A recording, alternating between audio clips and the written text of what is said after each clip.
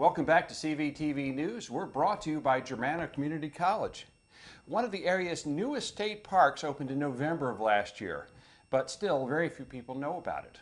Well, if you're one of those who don't know about it, don't feel bad, but it's an important an opportunity now to take some time and check it out. It's spring after all. It opened in November. Maybe that wasn't quite the time to go to the park, but spring is. And Kara's bringing us hopefully good weather to be able to enjoy this park. So Saturday should be perfect. The Widewater State Park is in North Stafford and provides access to both the Potomac and the Aquia Creek. It's a peninsula after all. The park covers nearly 1,000 acres and it has a visitor center, picnic shelters, playgrounds, restrooms, best part of all, canoe and kayak launches, and a hiking trail. The park highlights the area's natural, historic, and recreational activities. It's well worth a visit. And as we mentioned in one of our earlier reports, it was also right off the coast of where this park is located, the place where Samuel Langley and Alexander Graham Bell, yes, the guy who invented the telephone, attempted to launch the first airplane. They came about that close, didn't make it. It was almost history was almost made at the Widewater Peninsula. So we can walk on the peninsula where history was almost made. Right. Well, Deidre, I understand you have a story that, and you've done a special report on a new technology that's in use in our area. It is, and it's a bittersweet technology that's made its debut here. Originating in the UK, this innovative product earned the Queen's Award for Innovation in 2016, and it will hold that award for 5 years. Mind you, it's an item that most people hope to never use. But it's a godsend to families who are in need. Its use is fraught with grief and gratefulness. In 2010, Simon Rothwell of Flexmort realized the increase of obesity-related deaths in the UK required an unconventional way to store bodies in a mortuary because the people who were obese could not fit in the typical morgue refrigerator. Rothwell developed a product to store bodies anywhere without a cold room. The product is a portable, quiet cooling pad. It has a small footprint, is easily shipped back to the manufacturer for repairs. It doesn't require a technical engineer to maintain on site, and it can be sterilized for reuse, as well as, if you consider medical cost, it's only $3,000. It's minimal compared to many other medical types of equipment. Its use fulfills the need in areas of national emergencies with mass casualties, providing a portable mortuary that can be quickly set up anywhere. Rothwell then extended his innovation to make a smaller cooling cot. Through a generous donation, the smaller version is now in use at the Spotsylvania Regional Medical Center in their labor and delivery ward. It's called a Cuddle Cot. The CDC notes that 1% of all pregnancies end in stillbirth. That means about 24,000 babies die annually after the 20 weeks gestation mark. Neonatal deaths are defined as babies who die within the first 28 days of delivery. Virginia's neonatal mortality rate is equal to that of the national average, which is 5.7 out of 1,000 live births. That's about 0.5%.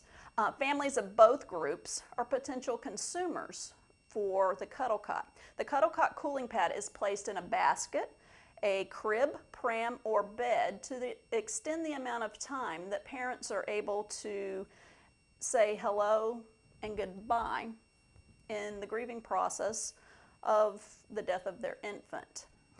And that allows them to not have to take the delicate and quickly decaying remains to a morgue. It's an act of more compassionate care in the hospital realm. I recently interviewed a friend who experienced the use of a Cuddle Cot at a Richmond hospital. I purposely don't use her name for privacy of the family. That's our policy here. Right. The joyful news of a firstborn grandchild soon turned to grief. 10 minutes after the birth of her grandchild, she died. Their family was offered 3 days to bond with the baby and to grieve privately using the Cuddle Cot. They gave the child a bath, slept with her, took memorial and mourning photographs, and they told the child that they love her and that she was in no way to blame. They had gentle closure. In the meantime, the extended preservation allowed other family members time to prepare for plans for the child to be buried. While the Cuddle Cot is a technology to use in situations of death, my friend considers it a life-saving feature for parents who are grieving, especially those who are feeling survivor's remorse, survivor's guilt. And it allows them to naturally care for the child as a mother, father, grandparent, or family member would in those precious remaining moments.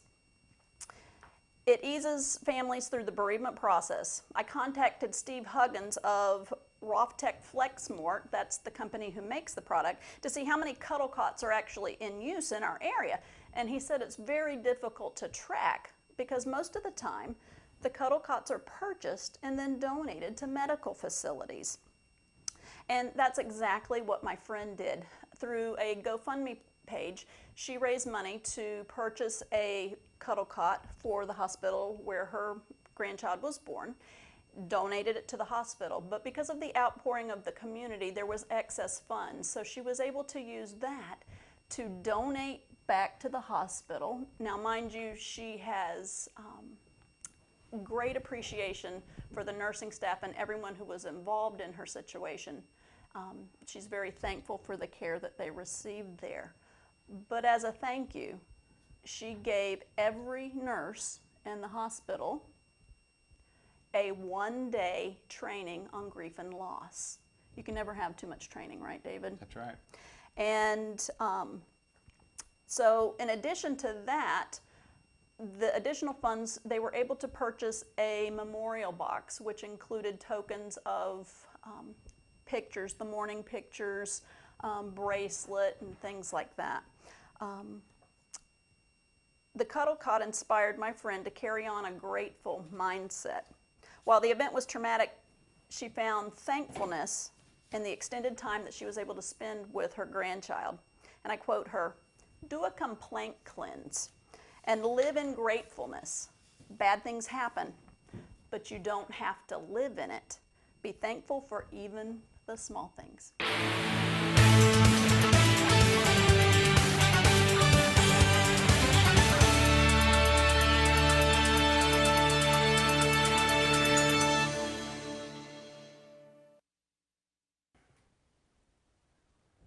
Thanks, guys. George Kerns here for CVTV Sports. That's right, guys. NFL news. The draft was last week, and Washington had their best draft in the Daniel Snyder era. Washington selected quarterback Dwayne Haskins from Ohio State as the Washington Redskins picked him up as Alex Smith is still nursing his injury from last season. With the 26th pick, they selected edge rusher Montez Sweat from Mississippi State. In the third round, they selected Haskins' teammate Terry McLaurin, a wide receiver and special teams ace. With other selections in later rounds, the experts gave the Skins an A for this year's draft class. Quarterback Kyler Murray was the #1 pick going to the Arizona Cardinals as they traded quarterback Josh Rosen to Miami. And for the first time since 1993, no player from Virginia Tech was drafted in the NFL. In NBA news, the playoffs are heating up as the Golden State Warriors are up 2-0 over Houston as James Harden is battling an eye injury that caused him to leave in the first quarter of Game 2. Also in Game 1 was some blown calls by the referees that Chris Paul of Houston questioned. Those calls could have went the other way, which could have led to Houston being up 2-0. Chris Paul was fined $35,000 for his remarks against the refs. We shall see what will happen in Game 3 Saturday night as Golden State is at Houston on ABC at 8:30. Portland and Denver are 1-1. Toronto and Philadelphia are 1-1. Boston and Milwaukee are 1-1. So tune in to the NBA playoffs as the heat is on to see who wins the 2019 NBA Finals. In NHL news, the Carolina Hurricanes are on the roll as they are beating the New York Islanders 3-0. San Jose is leading Colorado 2-1. Dallas and St. Louis are 2-2. And the Columbus Blue Jackets are leading Boston 2-1. In NASCAR news, Chase Elliott wins at Talladega this past weekend, giving Chevrolet their first victory of the season, winning the Geico 500. The NASCAR standings are Kyle Busch is in first place with 430 points, Joey Logano is in second with 415, and Denny Hamlin is in third with 367. The next race is this Sunday, May 5th at 2 o'clock on Fox Sports 1 from Dover International Speedway in Dover, Delaware with the Gander RV 400. In MLB news, the Baltimore Orioles are 11-21, 9 games out of first place. The Washington Nationals are 12-17, 4.5 games out of first place. The best team in the majors is the St. Louis Cardinals at 20-10. The Nationals will be at Philadelphia this weekend, and Tampa Bay will be at Baltimore this weekend. Well, that's a look at the sports world. I'm George Kerns for CVTV Sports. Back to you guys. And with that, that's the end of our news broadcast for this week. We hope that next week you'll tune into us because, as Deidre likes to say, well, thank you for choosing us because we know you have a choice for your local news. We thank you for choosing us. Because we're darn good. Well, thanks very much. Well, they get their money's worth anyway, right? They get right? your money's worth. We thank you very much for tuning in.